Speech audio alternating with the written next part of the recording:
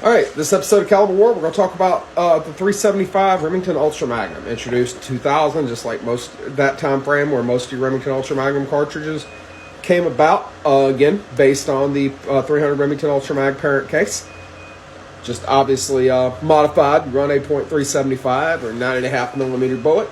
All right, case length 2.85 inches. So normally I have a metric measurement on here as well. 2.85 inches long, running 65,000 psi again, so pretty stout cartridge.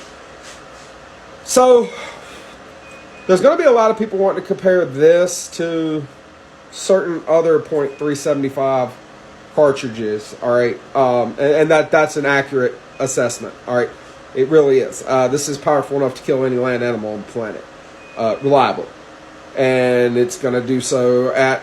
It can stretch his legs when it does it as well. But like most of the Remington Ultra Magnums, and this isn't a knock on Remington, but when you have Magnum preceded by Ultra and the words Ultra Magnum, that's an indication it's going to have quite a bit of thump on this end of it, right? And it does. To put this in perspective, all right, an 8-pound 375 Remington Ultra Magnum is going to generate almost 80 pound-feet of felt recoil forces. All right, that's roughly 3.5 times the amount of recoil of a 30-06. It's stout. But what do you get for that? Well, you get a sizable amount of power. All right, I'm seeing right here bullets ranging from 235 to 300 grains. 235 grain bullets step out at about 3150, 3148 with 5,172 pound-feet of energy.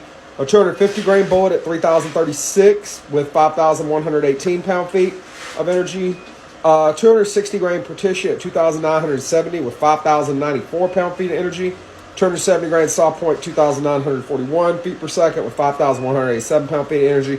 300 grain lead brown nose or just jacketed brown nose. A 300 grain solid at 2,945 feet per second with 5,760 pound-feet of energy. But even though it runs at fairly high pressure, it is actually entirely capable of hand loading it to get where that 300 grain bullet is pushing 33 and a quarter or thereabouts, where you're looking at 57 and change, 5,800 pound-feet of energy. So this is an exceptionally stout cartridge. Again, I mean, it's powerful enough it'll reliably take any land animal on the planet.